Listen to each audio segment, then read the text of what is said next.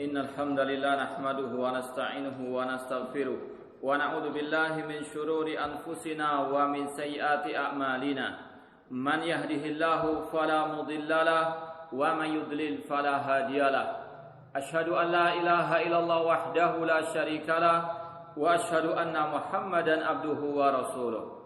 Ya ayyuhalladzina amanu taqullaha haqqa tuqatih wa la tamutunna illa wa antum muslimun. Ya ayyuhan nasu taqu rabbakum alladzi khalaqakum min nafsin wahidah wa khalaqa minha zawjaha wa batha minhuma rijalan katsiran wa nisaa'a wattaqullaha alladzi tasaaluna bihi wal arham innallaha kana 'alaikum raqiba. Ya ayyuhalladzina amanu taqullaha wa qulu qawlan sadida yuslih lakum a'malakum wa yaghfir lakum dhunubakum wa man yuti'illaha wa rasulahu faqad faza fawzan 'azima. Amma ba'd, fa inna asaqal hadithi kitabullah wa khairal hadi hadi Muhammadin sallallahu alaihi wasallam wa syarrul umuri muhdatsatuha wa kullu muhdatsatin bid'ah wa kullu bid'atin dhalalah wa kullu dhalalatin finnar. Ikhwani fillah rahimani wa rahimakumullah, kita teruskan kembali kajian kitab I'tiqad A'immati al-Hadits oleh Al-Imam Abu Ismail atau Abu Bakar Ahmad bin Ibrahim bin Ismail al-Ismaili atau dikenal dengan Al-Imam Abu Bakar al-Ismaili rahimahullah ta'ala. Kita masih dalam muqaddimah pentahqiq, yaitu bukan muqaddimah pengarang, namun pentahqiq, yaitu yang meneliti kitab tersebut, yaitu Asy-Syaikh Muhammad bin Abdurrahman Al-Khumayyiz hafizallahu taala. Kemarin kita terakhir membaca ucapan Al-Imam Ibnu Qutaibah. Ini masih pembahasan tentang keutamaan para ulama ahli sunnah, para ulama ahli hadis.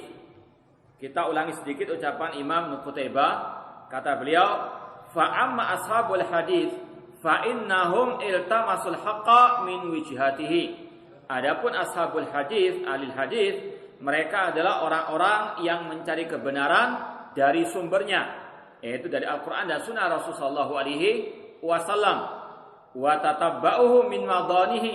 Mereka yang mengikuti kitab wa sunnah tersebut. Wa taqarrabu ila Allah taala bittiba'ihim sunana Rasulullah sallallahu.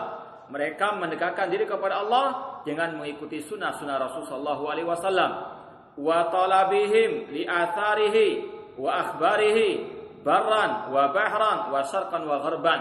Dan mereka sangat amat antusias dalam mengikuti, dalam mencari, menuntut ilmu hadis Rasulullah sallallahu alaihi wasallam, baik di daratan, di lautan, di timur maupun di barat.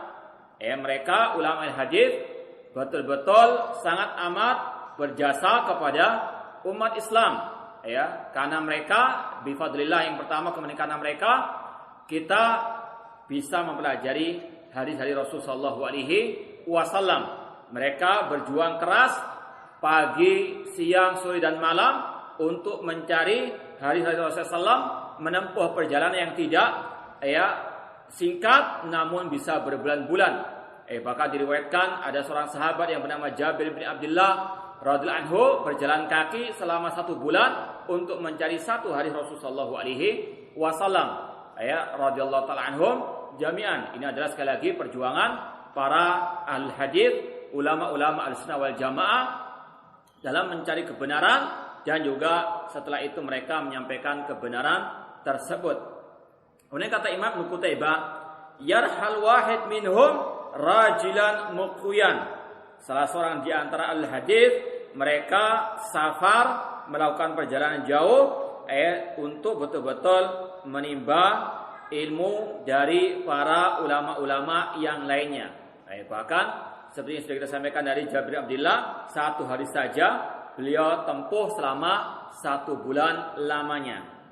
Kalau kita belum apa-apa. Kalau dulu itu kata ulama ada kaidah al ilmu yu'ta walayati. Ilmu itu didatangi, bukan ilmu yang mendatangi. Kalau dulu murid yang datang ke guru meskipun jauh tempatnya, bahkan tidak peduli waktunya, dalam artian betul-betul mereka berantusias semangat untuk mendapatkan ilmu agama, terutama dari hadis Rasulullah SAW. Kalau sekarang sudah terbuka fasilitas mendapatkan ilmu tersebut. Cuma memang semakin orang itu dimanjakan dengan fasilitas, semakin jauh daripada keberhasilan. Dahulu fasilitas menuntut ilmu agama sangat sedikit. Kalau dulu sekali lagi 1 hari saja dicari selama 1 bulan.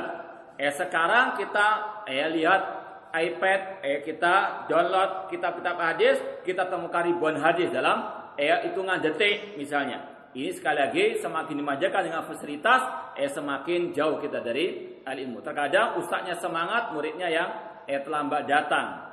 Ustadznya sudah siap dengan kitab-kitabnya, muridnya masya Allah. Kayak Imam Syafi'i hafal langsung.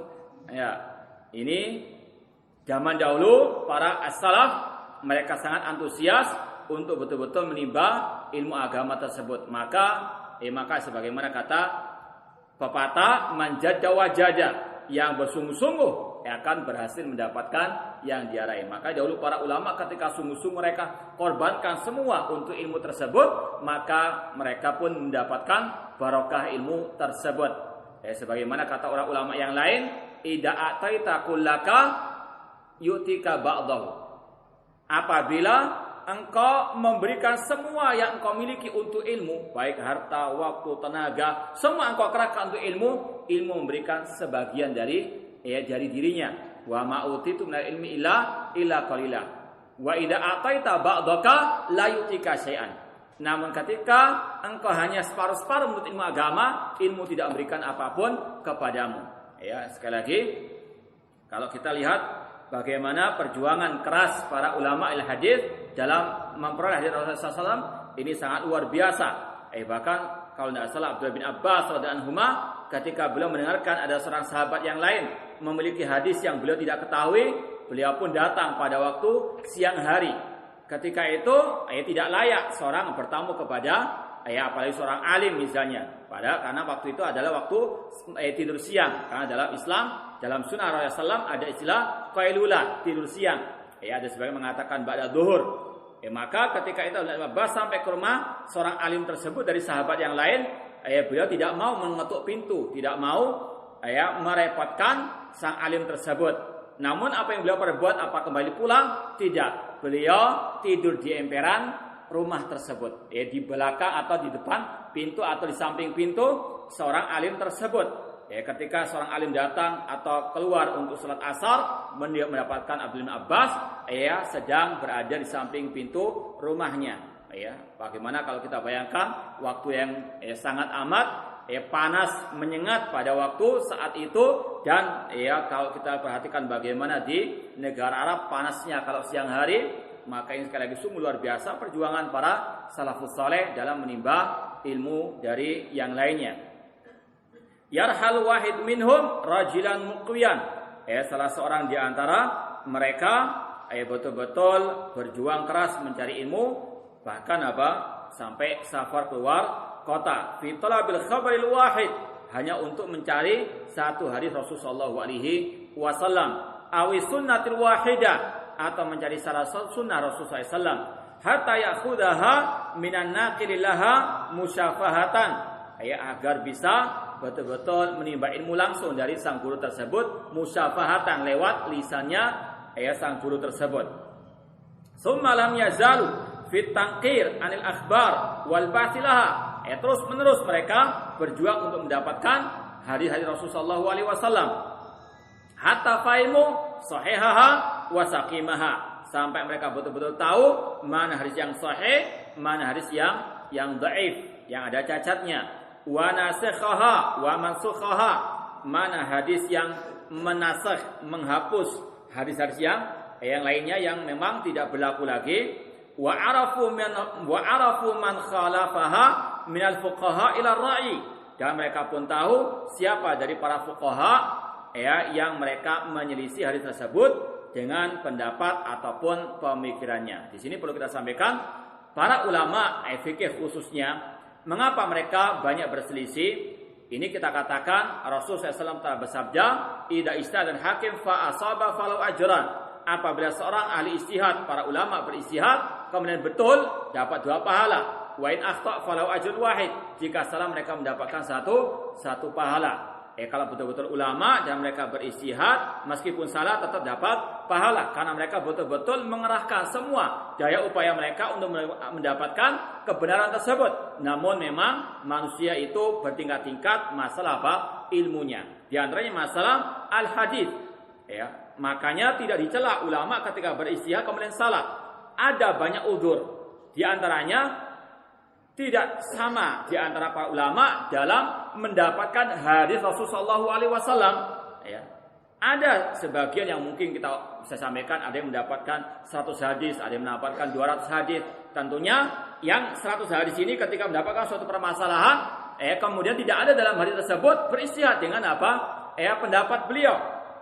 Namun yang mendapatkan hadis, mereka berfatwa dengan hadis tersebut. Ketika ada perbedaan, maka tetap kata ulama-ulama tersebut kembalikan kepada apa? Hadis Rasulullah SAW. Imam Syafi'i misalnya mengatakan idza khalafa qala Rasul fadribu qala ardhal haid. Apabila ucapanku menyelisih ucapan Rasul, maka buang jauh ucapanku. Ini karena apa? Mereka tahu terkadang tidak semua hadis itu sampai kepada mereka.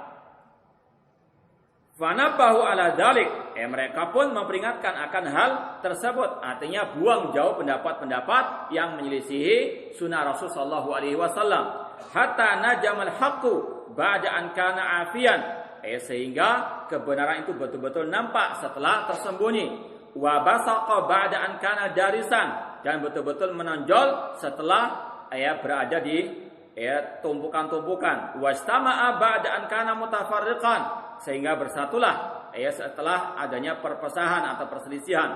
Wan qada lisunan man kana anha mu'ridan, dengan bifadlillah, keutamaan dari Allah, kemudian karena jasa para ulama hadis tersebut, maka orang-orang yang berpaling dari sunnah itu betul-betul tunduk kepada sunnah Rasul sallallahu alaihi wasallam. Wa tanabba 'alaiha man kana anha ghafilan, dan orang yang lalai pun betul-betul kembali kepada hadis Rasulullah SAW. Wa hukima biqauli Rasulullah SAW ba'da an kana yuhkam biqauli fulan wa fulan. Di antara jasa para ulama hadis tersebut, orang-orang yang dahulunya berpendapat dengan akalnya semata, ketika mendapatkan hadis Rasulullah SAW, mereka pun berhukum dengan hukum Rasulullah SAW. Sekali lagi ini adalah bifadlillah, keutamaan dari Allah, kemudian keutamaan dari para ahli hadis, para ulama ahli sunnah wal jamaah. Wa in kana fi khilafun ala Rasul sallallahu alaihi wasallam. Kalau ada ucapan si fulan dan si alan dan itu menyelisih sabda Rasul sallallahu, maka mereka pun yang mendapatkan hidayah taufik dari Allah Subhanahu wa taala ketika mendengarkan hadis yang dibawakan oleh para ulama-ulama ahli sunnah tersebut, mereka pun kembali kepada hadis Rasul sallallahu alaihi wasallam. Ini sekali lagi ucapan Al-Imam Ibnu Qutaibah rahimahullah yang menjelaskan kepada kita bagaimana jasa besar para ulama-ulama ahli al-hadis. Mereka adalah para al-mujahidun. Makanya para ulama mengatakan al-jihad ada 2. Yang pertama, jihad bil ilmi wal bayan. Jihad dengan ilmu dan keterangan itu adalah tugasnya para al-ulama dan para penuntut ilmu agama. Yang kedua, al-jihad bisayfi wasinan, jihad dengan pedang dan senjata. Ini bagi puncak mujahidin yang turun di medan pertempuran. Dan kata para ulama di antara Imam Muqayyim rahimahullah, jihad dengan ilmu lebih didahulukan daripada jihad dengan pedang. Yang pertama, jihad dengan pedang tidak akan mungkin bisa terwujudkan yang dengan baik kecuali dengan al-ilmu. Makanya teroris mereka jauh daripada pertolongan Allah, jauh dari sunnah Rasul, karena mereka tidak melandasi jihad mereka dengan al-ilmu, tidak dibawa bimbingan para al-ulama. Makanya sekali lagi, al-ilmu qabla al-qauli wal amal. Kata Imam Bukhari, ilmu sebelum kita berucap, sebelum kita beramal, sebelum mengangkat senjata, perlu belajar dahulu bagaimana jihad yang syar'i, sehingga tidak jatuh ke dalam jurang terorisme. Kemudian kata Ibnu Qayyim rahimahullah, jihad dengan ilmu, para ulama yang memegang tongkat estafet para anbiya mereka adalah para mujahidin yang lebih utama dari orang yang berjihad di medan pertempuran, karena tidak semua orang bisa meraih gelar ulama tersebut. Kalau sekadar terjun medan pertempuran, insya Allah orang jahil pun bisa. Namun bagaimana di atas ilmu ini tidak semua orang yang bisa mendapatkannya kecuali dengan taufik dan hidayah dari Allah Subhanahu wa taala. Allah mengatakan yu'til hikmata man yasha wa may yu'tal hikmata faqad utiya khairan katsira. Ya, Allah memberikan hikmah ilmu kepada siapa yang Dia kehendaki, dan barang siapa yang telah Allah berikan hikmah maka telah diberi kebaikan yang sangat banyak. Kemudian kata Al-Imam Ibnu Qutaibah rahimahullah, fal haqqu fi ma i'taqadu al-hadits, maka kebenaran itu adalah yang diyakini, yang dipegang erat oleh ulama ahli hadis. Ya. Apalagi Rasul mengatakan la tazalu ta'ifatun min ummati dhahirin al-haq, senantiasa akan ada sekelompok dari umatku yang tegak di atas kebenaran, yang dinamakan dengan istilah at-taifah al-mansurah. Nanti akan disampaikan ucapan ulama-ulama al-sunnah. Siapa at-taifah mansurah?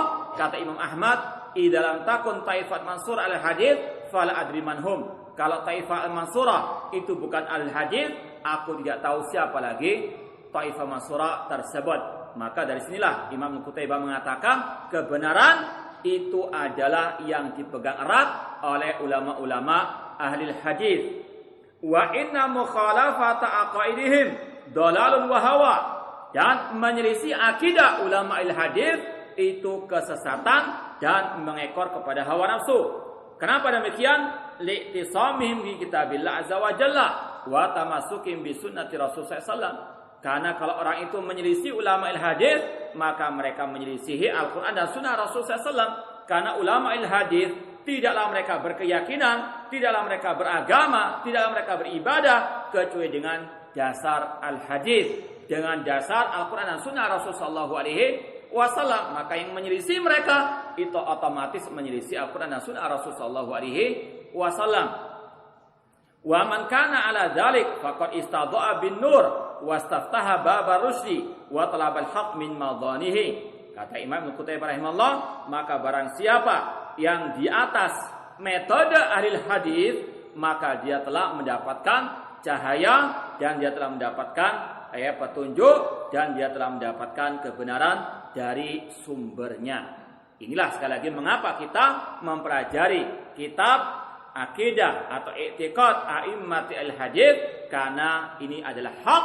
Yang menyelisih al-haq itu pasti di atas kebatilan. Allah mengatakan famadza ba'dal haqqi illa dhalal, dan tidaklah setelah kebenaran kecuali kesesatan.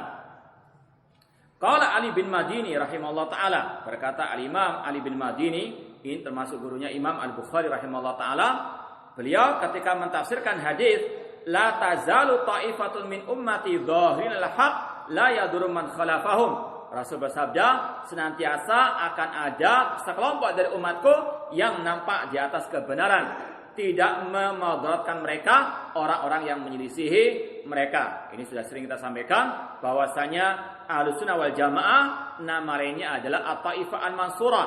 Ciri mereka di atas kebenaran, dan kebenaran itu dari Al-Qur'an dan Sunnah Rasul sallallahu alaihi wasallam. Ciri mereka tidak peduli atas celotehan manusia, mereka tidak peduli dengan cemohan manusia, mereka tidak peduli meskipun mereka minoritas, yang penting di atas kebenaran. Qulil haqqa walau murran, katakan yang hak meskipun pahit, meskipun banyak yang menyelisihi. Cirinya apa?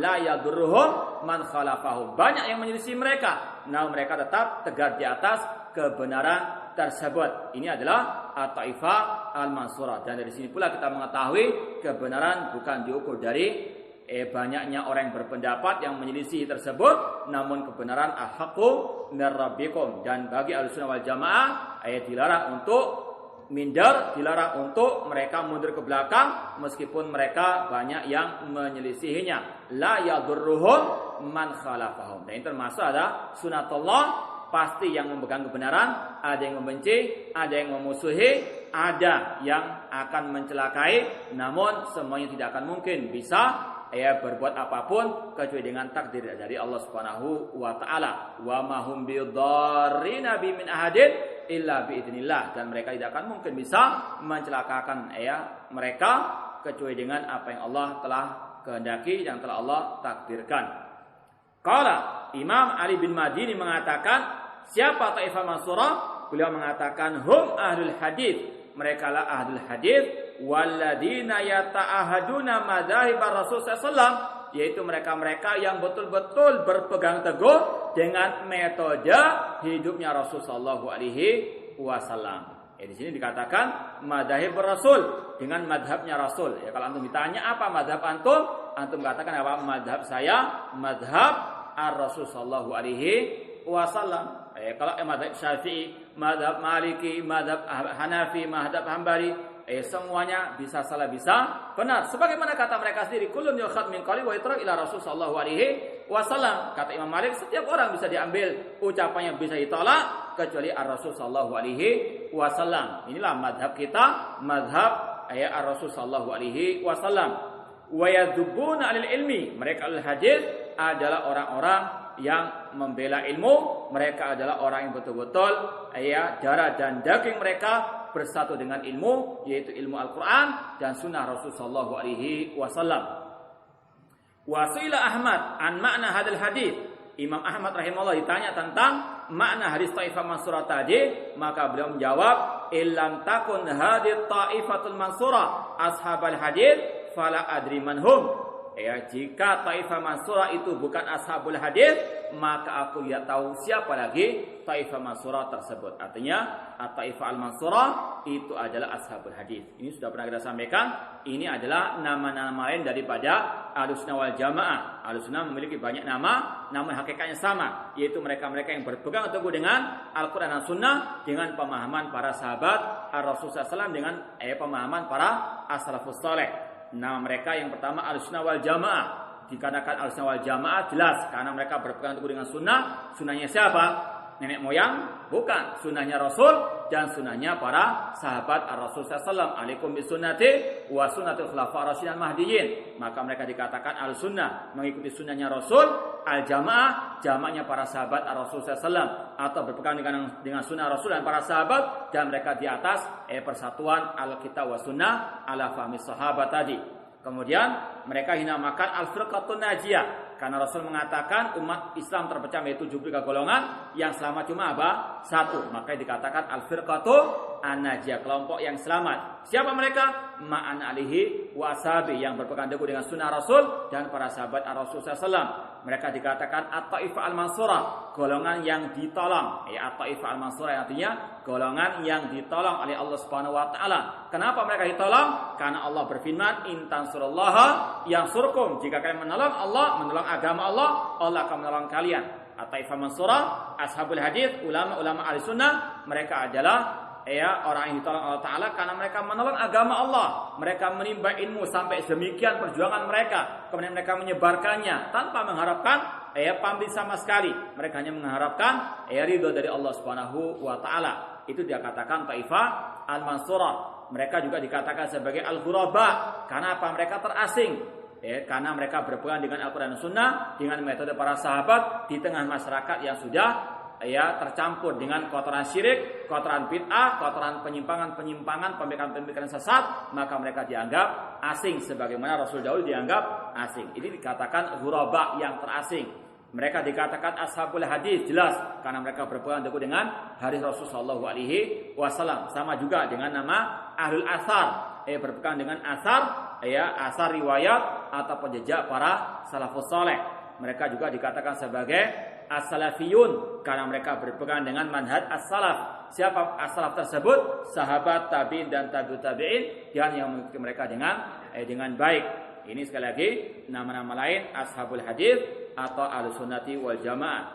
Imam Ahmad mengatakan, jika Taifah Mansurah bukan ashabul hadis, maka aku tidak tahu lagi siapa Taifah Mansurah tersebut.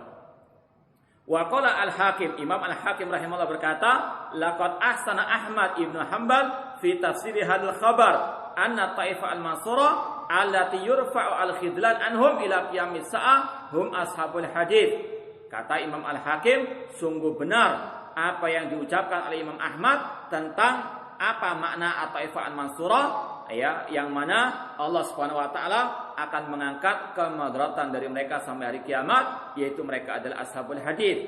Wa man ahaqqu bi hadzal ta'wil min qaumin salaku manhajat as-salihin. Ya, maka siapakah yang layak dengan gelar at-taifah mansurah daripada mereka ashabul hadis yang betul-betul menelusuri jejak jalan para as-salihin, orang yang soleh, terutama dari kalangan sahabat, tabi'in dan tabi'ut tabi'in. Wa taba'u athar salaf minal madin, dan mereka mengikuti jejak para salafus saleh dari orang yang terdahulu, para sahabat, tabi'in dan tabi'ut tabi'in. Wa mana'u 'alal bid'ah wal mukhalifin bi sunani Rasul sallallahu alaihi wasallam wa 'ala alihi ajma'in.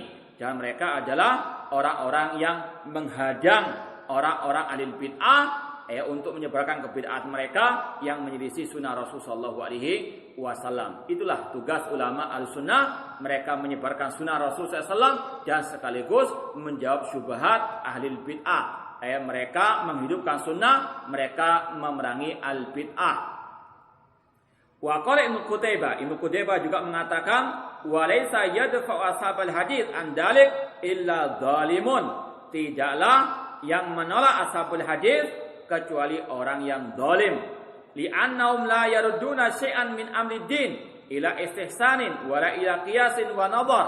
Tidaklah orang-orang itu menolak hadis Rasul SAW kecuali mereka ingin untuk mengandalkan, mengutamakan, mengedepankan akal pemikiran mereka. Wala ila kutubil falasifa al-mutaqaddimin. Ashabul hadis mereka tidak berpegang dengan kitab-kitab kelompok filsafat. Sudah kita jelaskan, filsafat bukan dari Islam. Ilmu filsafat dari orang-orang kufar.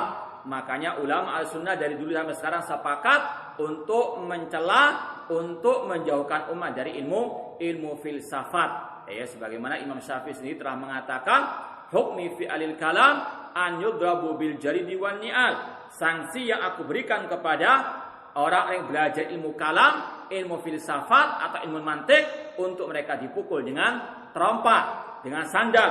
Wa yatafu bi fil asya'i wal qabair, kemudian mereka dikeliling, dikarak di desa-desa, di kampung-kampung, seraya diumumkan hada jaza man taraka kitab wa sunnah wa aqbala ala ilmil kalam, dan diumumkan inilah balasan sanksi hukuman bagi yang belajar ilmu al-kalam dan dia meninggalkan Al-Quran dan Sunnah Rasul sallallahu alaihi wasallam. Makanya ashabul hadis mereka adalah suri teladan kita karena mereka jauh daripada ilmu al-falasif, ilmu kalam atau ilmu filsafat atau ilmu mantik.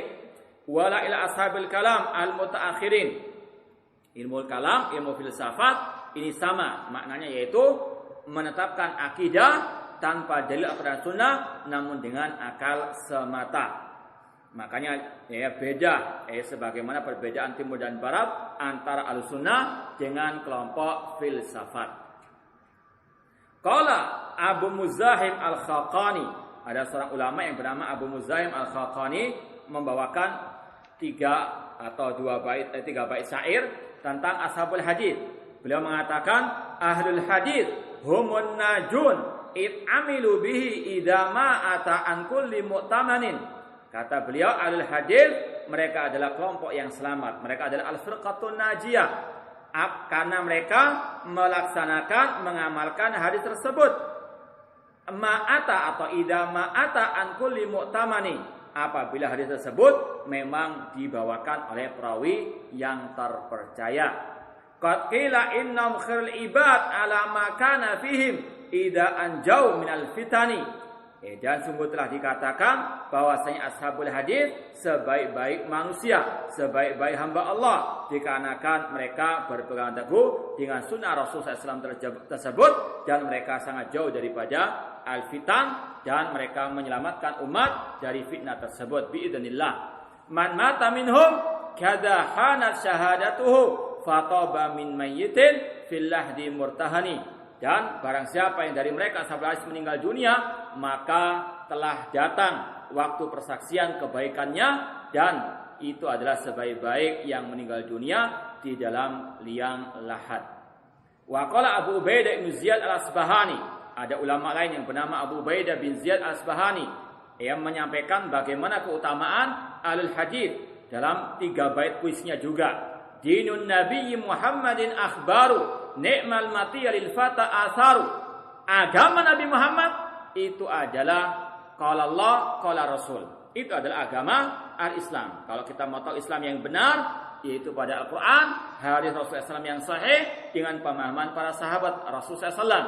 Ni'mal matiyatu lil fata atharu, sebaik-baik yang dipegang, atau al-matiyah artinya tunggangan, sebaik-baik tunggangan bagi seorang pemuda, seorang manusia adalah athar, yaitu riwayat, jejak Rasul dan para sahabat Rasul sallallahu alaihi wasallam. Kemudian kata beliau, la tukhda'anna 'anil hadisi wa ahlihi. Jangan kalian berpaling dari al-hadis dan dari ahli hadis. Pegang erat hadis dan dekatlah dengan ulama al-hadis. Farra'yu lailun wal haditsu naharun. Akal pikiran manusia itu ibaratnya seperti malam yang gelap gulita, sedangkan hadis seperti siang yang terang benderang.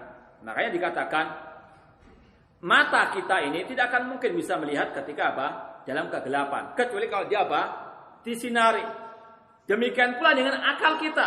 Akal kita ini tidak akan mungkin bisa menalar yang baik, bisa berpikir yang baik, kecuali kalau ada sinar yang masuk ke dalamnya. Itulah Al-Quran dan Sunnah Rasulullah sallallahu alaihi wasallam. Makanya diibaratkan sini sungguh benar ucapan Imam Abu Ubaidah bin Ziyad Asbahani yang mengatakan akal pikiran manusia, pendapat manusia itu seperti malam yang gelap gulita, sedangkan al-hadis, sedangkan Al-Quran dan Sunnah Rasulullah itu seperti cahaya, seperti siang yang terang benderang. Maka yang memilih akal pikiran daripada hadis, maka dia telah memilih kegelapan, memilih kesesatan. Wala rubbama ghalital fata sublal huda. Bisa jadi seseorang itu tergelincir dari jalan kebenaran, dari jalan petunjuk. Wasyamsu bazighatun laha anwaru. Sedangkan matahari itu cahayanya sangat terang benderang. Makanya dikatakan innaha la ta'mal absar walakin ta'mal qulub allati fis sudur. Bukan mata kepala ini yang buta, namun mata hatinya yang buta. Kebenaran itu terang benderang. Rasul katakan dalam hadis beliau, taraktukum alal mahajjatil bayda lailuha kanahariha. Aku tinggalkan kalian di atas Islam yang putih bersih. Alal mahajjatil bayda lailuha kanahariha. Malamnya seperti siangnya. Itu Islam sebetulnya, terang benderang. Cuma karena banyak dai-dai penyesat umat, banyak kelompok-kelompok sesat, mereka mengotori kemuliaan Islam, maka terasa Islam itu abu-abu, terasa banyak yang telah tertipu dengan pemikiran-pemikiran sesat tersebut dikira itu adalah ajaran Islam. Namun kalau kita mau cari kebenaran, maka sungguh jelas kebenaran tersebut di mana? Al-Quran, Sunnah Rasul, dan metode para sahabat, pemahaman para sahabat, tabi'in dan tabi'u at-tabi'in. Kemudian kata beliau, wala yadurruhum ma sammahu bi ahlil kalam minal alqab al-manduda wal alfat asy-syani'ah, dan tidaklah mencelakakan mereka apa yang dikata-katakan oleh ahlul kalam dari gelar-gelar yang jelek, liyunaffiru anhumun nas, untuk menjauhkan manusia dari ashabul hadis tersebut. Fayaquluna anhum hasyawiyah, mereka mengatakan al-hadis dengan al-hasyawiyah. Al-hasyawiyah itu orang-orang rendahan. Ini adalah sunatullah, seperti yang sudah kita sampaikan. Kalau para anbiya, mereka mewariskan ilmu kepada para ulama. Demikian pula para anbiya, ketika mereka juga mendapatkan caci makian, ulama juga demikian. Bukan hanya mewariskan ilmu saja, namun mewariskan sunatullah. Yang berpegang teguh dengan ajaran para nabi juga akan mendapatkan apa yang didapatkan oleh para al-anbiya. Meskipun para anbiya ujiannya lebih besar lagi. Kata Rasulullah SAW, asadul bala al-anbiya, summal amsal fal amsal. Manusia yang paling keras ujiannya para anbiya. Karena semakin ujiannya berat, semakin besar pahala mereka. Dan itu sesuai dengan kemampuan, kekuatan mereka. Kita nggak sanggup untuk diberikan ujian sebagaimana ujiannya para al-anbiya. Contoh Nabi kita Muhammad SAW saja, beliau dikatakan sebagai syair, mungkin masih ringan. Dikatakan sebagai orang yang paling parah al-majnun. Dikatakan syairun majnun. Kita masih belum pernah kan dikatakan itu, masih katakan kambing, dikatakan wahabi. Masih mending, apalagi wahab. Wahhab nama Allah Subhanahu wa taala. Jangan kita terlalu bersedih hati. Wahabi, biarkan sudah. Wahabi dari kata-kata innaka anta al-wahhab. Kalau antum tanya mereka sendiri enggak tahu apa itu wahabi. Makanan apa enggak tahu mereka. Namun sekali lagi inna sunatullah yang berpegang teguh dengan Al-Quran dan Sunnah Rasulullah akan mendapatkan sunatullah sebagaimana Rasul dahulu dikatakan sebagai apa? Syairun majnun. Innahum kanu idza qila lahum la ilaha illallah yastakbirun wa yaquluna a inna la tariku alihatina li syairin majnun.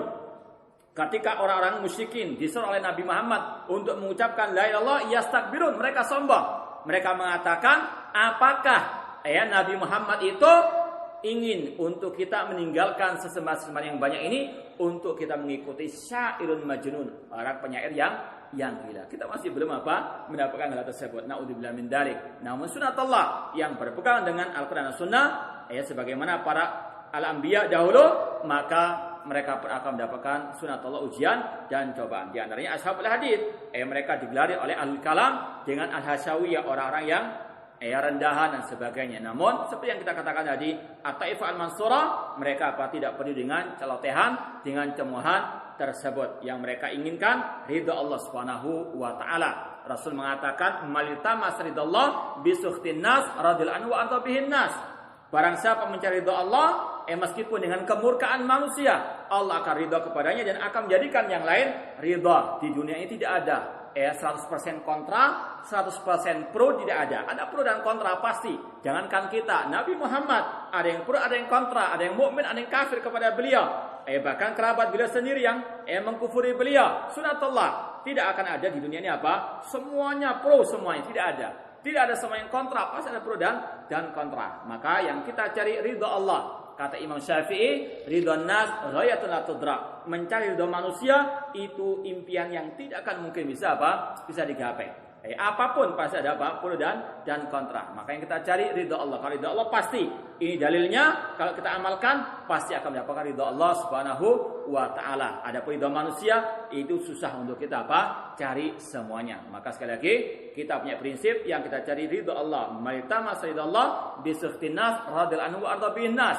Barang siapa mencari ridha Allah dengan kemurkaan manusia, Allah akan ridha kepadanya dan menjadikan orang lain ridha kepadanya. Namun sebaliknya, malitamas ridha nas bisukhtillah sakhitallah wa askhata bihin nas. Barang siapa mencari ridha manusia dengan kemurkaan Allah, Allah akan murka kepadanya dan akan menjadikan yang lain murka juga kepadanya. Ini sekali lagi harus kita pegang erat bahwasanya sunatullah yang berpegang dengan sunnah Rasulullah pasti akan mendapatkan ujian cepat atau lambat, sedikit atau banyak. Namun kita yakini idamul bala, idamul jaza, ma'idamil bala. Besarnya pahala sesuai dengan besarnya ujian. Maka isbiru wasabiru, bersabar dan teruslah bersabar. Kalau Ibnu Qutaibah mengatakan lahi wa hadi kulluha anbazun lam ya'ti biha khabarun an Rasul sallallahu alaihi wasallam kama ata anhu fil qadariyah annahu majusu hadil ummah. Bahwasanya gelar-gelar tersebut itu tidak ada dari Rasul sallallahu alaihi wasallam. Al-Sunnah digelari dengan al-hasyawiyah, digelari dengan al-musyabbihah dan lain sebagainya. Kama ata anhu fil qadariyah, Rasul sallallahu alaihi wasallam itu mencela kelompok-kelompok sesat. Di antaranya kelompok Al-Qadariyah dengan mengatakan Al-Qadariyah adalah majusinya umat ini. Rasul tidak pernah mencela ashabul hadits, namun mencela yang menyelisihi hadis Rasul SAW seperti kelompok Al-Qadariyah yang mereka menolak takdir Allah Subhanahu wa taala. Atau Rasul juga mencela kelompok teroris dengan mengatakan al-khawarij kilab al-nar. Kelompok khawarij, kelompok teroris, mereka adalah anjing-anjing api neraka. Hadisnya sahih. Sekali lagi, tidak pernah Rasul mencela ashabul hadis, namun Rasul mencela yang menyelisih ashabul hadis tersebut. Fahadi asma min Rasul sallallahu wa tilka asmaun masnu'ah. Adapun kelompok Qadariyah, kelompok Khawarij, nama-nama itu langsung dari Rasul sallallahu alaihi wasallam. Adapun gelar-gelar yang dituduhkan kepada ashabul hadis, kepada Ahlussunnah wal Jamaah seperti Wahabiyah dan sebagainya, tidak ada dari Rasul sallallahu alaihi wasallam. Ini semuanya buatan-buatan mereka. Ini adalah asma'un samaitumuha antum wa aba'ukum ma anzalallahu biha min sultan. Wa qala Al-Hasan Ibn Abdurrahman Ar-Rama-Harmuzi, berkat Al-Hasan bin Abdurrahman Ar-Rama-Harmuzi, i'taradat ta'ifatun mimman yasna al-hadith. Kelompok yang mencela hadis, mereka sangat membenci al-hadis. Wa yubghidu ahlahu, dan mereka membenci ashabul hadis. Kalau kita lihat di sebagian ceramah di YouTube dan sebagainya, bagaimana orang-orang tersebut tidak tahu apakah masih beriman atau tidak. Mereka mengatakan bahwasanya Al-Quran dan Sunnah itu ada racunnya. Apa racunnya Al-Quran? Ar-Rahman al-Arsy istawa, bal yadahu mabsuutatan. Naudzubillah min dzalik. Ini karena apa? Mereka sudah jauh dari Al-Quran dan Sunnah. Mereka sudah fobi dengan Al-Quran dan Sunnah. Bahkan mereka sangat amat membenci Al-Quran dan Sunnah Rasulullah SAW. Bahkan mereka mengatakan, tinggalkan mereka-mereka yang mengatakan firman Allah, sabda Rasulullah SAW, mereka mau mengembalikan kepada apa? Pemikiran mereka. Ini adalah pembodohan terhadap umat, agar umat apa? Mudah untuk digiring kepada kesesatannya. Padahal dengan Al-Quran dan Sunnah itulah manusia akan tahu kebenaran. Dengan Al-Quran dan Sunnah itulah mereka akan terobati. Wa nunazzilu minal Qur'ani ma huwa shifaa. Kami turunkan dalam Al-Quran apa? Asyifa. Kok kata mereka di dalam Al-Quran dan Sunnah ada racunnya. Naudzubillah min dzalik. Naudzubillah min dzalik. Kalau kita lihat mereka du'atun ala abwabi jahannam tersebut. Faqalu binaqsi hasabil hadits istira'an bihim. Mereka mencaci maki, mereka sangat amat membenci ashabul hadis. Wa asrafu fi dhammihim, dan bahkan berlebihan mencela, mencemooh ashabul hadis. Wa taqawul alaihim, bahkan menuduh dengan tuduhan-tuduhan yang dusta. Seperti kita misalnya, kita sangat amat getol untuk mengkantor, menjawab syubhat al-khawarij, kelompok teroris. Itu pun kita dituduh sebagai kelompok teroris, kelompok ISIS dan sebagainya. Padahal kalau kita mau terang-terangan jujur misalnya, kita tantang mereka, siapa di antara kita yang lebih banyak mengkantor, lebih banyak menjawab ahli bidah dari kelompok al-khawarij tersebut lewat tulisan-tulisan ilmiah, ceramah-ceramah ilmiah. Kita lebih banyak dari mereka. Namun itulah ashabul al-bidah, ashabul ahwa. Mereka menuduh ashabul hadis dengan tuduhan-tuduhan yang dusta. Wa qad syarrafa Allah al-hadits, sungguh Allah Subhanahu wa taala memuliakan al-hadits dan ahlul hadits, wa faddala ahlahu wa a'la manzilatahu, dan Allah meninggikan kedudukan ashabul hadits, wa hakama ala kulli nihlatin, dan Allah Subhanahu wa taala menjadikan mereka sebagai filter cahaya bagi semua kelompok-kelompok yang ada. Wa qaddama ala kulli ilmin, dan Allah Subhanahu wa taala menjadikan hadits itu sebagai timbangan bagi setiap pemikiran. Wa qaddama ala kulli ilmin, dan Allah mengutamakan dari semua ilmu. Bahkan Imam Syafi'i mengatakan al-ilmu, ilmu itu apa sih? Apa itu ilmu agama itu? Kata Imam Syafi'i, al-ilmu qala Allah wa qala Rasul. Ilmu adalah firman Allah, sabda Rasul, dan ucapan para sahabat, wa masih wadzalik waswatu syayatin, dan yang menyelisih itu semuanya adalah waswas dari asyaitan, bisikan-bisikan asyaitan. Itu yang dinamakan ahli ilmu. Wa rafa'a min dzikri man hamalahu wa unyabi, dan Allah mengangkat derajat orang-orang yang berpegang teguh dan betul-betul bersatu dengan al-hadis tersebut. Fahum bidatuddin wa manal hujjah. Ashabul hadis adalah pelita bagi agama ini, dan mereka adalah hujjah bagi umat Islam. Faman yubghidu ashabal hadis fahu alal bidah. Barang siapa yang membenci al-hadis, maka dia termasuk ahli bid'ah. Makanya ulama-ulama zaman dahulu seperti yang diucapkan oleh Imam As-Sabuni rahimahullah taala, ciri al-bidah, mereka adalah yang membenci ulama-ulama al-hadis. Di antaranya beliau Imam Abu Hatim Ar-Razi mengatakan, alamatu al-bidah al-waqi'atu fi al-athar. Kata ulama yang bernama Abu Hatim Ar-Razi, tanda al-bid'ah itu mencaci maki ulama al-hadis, baik yang terdahulu atau yang sekarang atau yang sampai kapanpun. Yang mencela ulama al-hadis itulah al-bid'ah. Kalau ada yang mencela Imam Syafi'i, yang mencela Imam Ahmad, mencela Imam Abu Hanifah, Imam Malik, maka mereka al-bid'ah. Mencela Imam Bukhari, bahkan dulu naudzubillah min dzalik, ada yang mengatakan laknat Allah bagi Imam Bukhari, naudzubillah min dzalik. Ini adalah ciri khas alil bidah. Demikian pula yang sekarang. Barang siapa mencela Syekh bin Baz, yang mencela Syekh Albani rahimahullah, yang mereka sekali lagi ulama hadis yang hidup mereka untuk berjuang, berkhidmah kepada al-hadis. Contoh Imam Al-Albani rahimahullah taala, hampir setengah abad usia beliau untuk berkhidmah kepada hadis Rasulullah SAW, meneliti hadis Rasulullah SAW sampai beliau menyusun kitab silsilah sahihah, dhaifah yang semua itu untuk umat Islam. Namun banyak orang mencaci maki beliau. Maka itulah salah tanda ahli bid'ah mencaci ulama-ulama ahli al-hadis. Kemudian kata beliau, "Faman yubghidu alal hadis fa huwa alal bid'ah." Barang siapa membenci al-hadis maka di atas bid'ah. Wa man yuhibbum fa huwa ala sunnah. Namun barang siapa mencintai ulama al-hadis maka dia di atas as-sunnah insyaallah.